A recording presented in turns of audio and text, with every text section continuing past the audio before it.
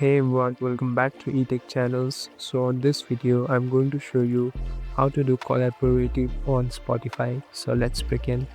First of all, open your Spotify application. Now go to your library here on the bottom. So select any of your playlists that you want to collaborate. Now tap on this add button here.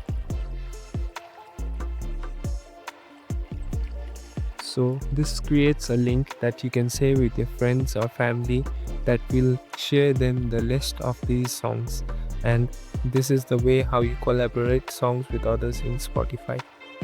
You can just copy this link or directly send them through social medias. So this helps others to see what the playlist you have. Thank you for watching this video. I hope this helps you.